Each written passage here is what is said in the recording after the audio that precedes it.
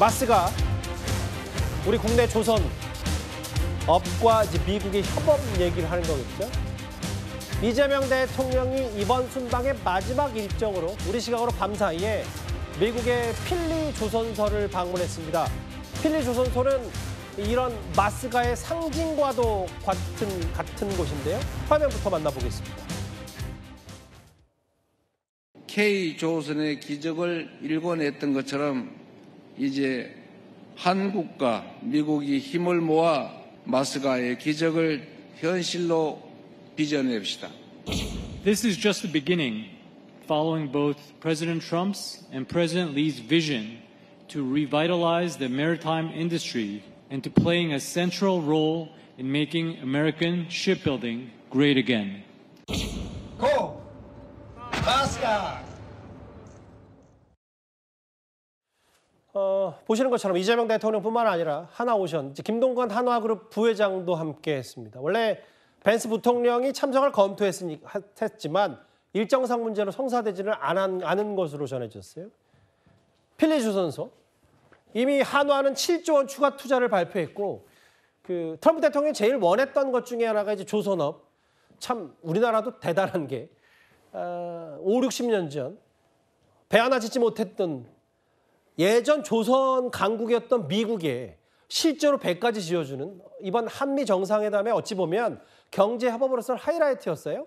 그렇습니다. 특히 오늘 이재명 대통령이 미국 순방의 이제 피날레를 이 필리 조선소를 찾은 것, 이것은 이번 방미에서 가장 중요한 것이 마스가 프로젝트를 가지고 협상력을 높이려고 했던 지난 이 관세 협상 이후로 꾸준하게 지금 미국에 어필하고 있는 그런 부분입니다.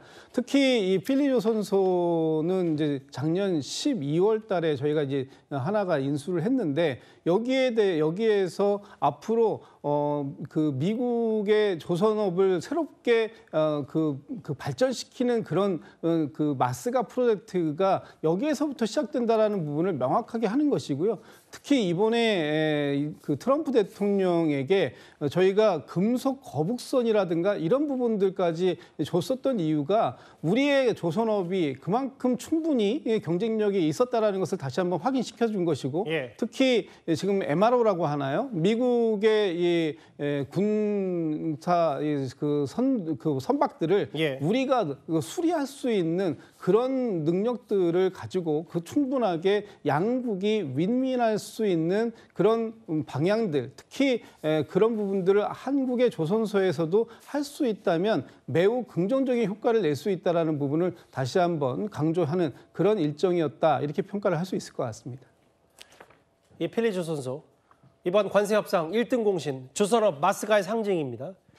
이게 1801년에 해운 조선소로 출발했고 필리 조선소가 제작했던 군함이 6.25 당시 지원을 했는데 거의 75, 6년 만에 이걸 하나그룹이 인수해서 이제는 우리 기술로 미국의 조선업을 부흥시키는 참 역사적으로 의미 있는 곳이 바로 필리 조선소가 됐어요. 다음 화면을 볼게요.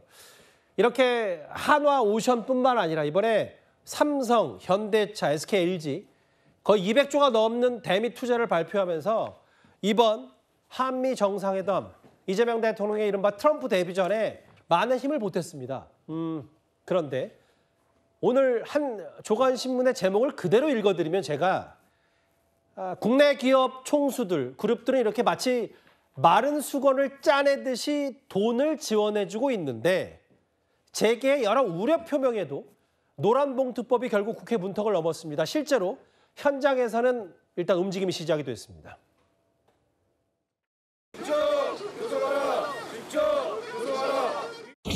더불어민주당의 이런 노조법 2, 3조 개정에 앞서서 좀 압박을 했던 게 통했던 것 같고, 저희의 노동 조건을 실질적으로 결정하는 자가 저희 교섭에 나와야 변화할 수 있기 때문에 한미 정상회담과 협상 과정에서 가장 큰 도움을 준 것은 바로 우리나라의 기업들이었습니다.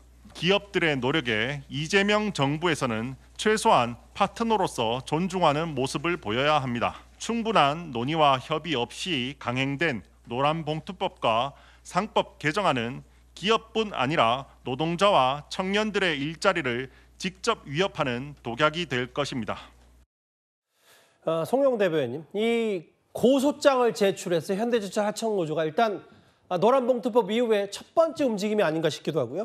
그렇습니다. 앞서 저희가 마스가 이야기 잠깐 봤습니다만은 우리 이재명 정권이 지금 말로는 마스가를 외치고 있어도 실제로 하고자 하는 일은 마우가가 아닌가 하는 생각이 듭니다. 그게 뭡니까? Make Aggressive Union Great Again, 즉 강성 노조를 다시 위대하게. 가 아닌가 하는 생각이 들어요. 이 노봉법이 시행됨으로써 앞으로 단체 교섭의 범위가 사실상 무한히 확장될 수 있습니다. 예. 그리고 근로 조건에 영향을 미치는 것이면은 경영상의 판단도 합법적인 노동쟁의의 대상이 됩니다. 예. 그리고 파업에 대해서 손해배상을 묻는 것은 극히 어려워집니다. 이렇게 되면은 파업 천국이 되는 것이고 그것을 지금 현대제철 하청노조가 아직 법이 시행도 되기 전인데 예. 통과된 지 3일 만에 경영진을 고소하는 일에서 확인할 수 있지 않겠습니까? 그러면은 이렇게 노사관계 리스크가 커지면요. 예. 기업의 의사결정에 영향을 미칩니다. 앞서 저희가 마스가 이야기 봤습니다만은 미국의 조선소를 짓게 되고 그곳에서 충분한 숙련 노동을 확보하게 되면은 앞으로 점점 물량을 그쪽으로 보낼 가능성이 있습니다. 예. 그러면서 결국은 국내에 좋은 일자리는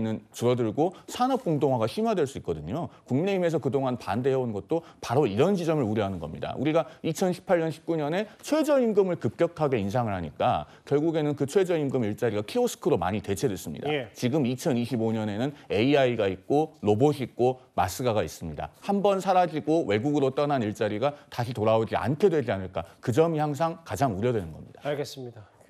마지막 일점 필리조선소 방문 이재명 대통령 하나그룹 얘기까지 저희가 준비한 2위였습니다. 예, 그러면 지금까지 들어온 여러분들의 목소리를 만나볼 차례죠. 첫 번째 댓글입니다. 흉기난동 버리고 야옹이라니라고 그러게요. 아까 저 영상 보고 계속 머릿속에 좀 남아있어요. 저 잔상이. 예. 세금 안 내는 분들 유재석에게 배워라. 그러게요. 유재석 씨 참 모든 면에서 귀감이 되는 것 같아요. 여야 수장이 꼭 초등학생 같다라고 하셨습니다. 분열의 분열, 지긋지긋하다 아마 국민의힘 내부 말씀하신 것 같고요. 마지막 보겠습니다. 취임 첫날부터 갈등의 시작이라니 반장 뽑은 의미가 있나요? 이른바 장동혁 코어에 대한 우려 얘기까지 댓글 5개 모두 감사드립니다.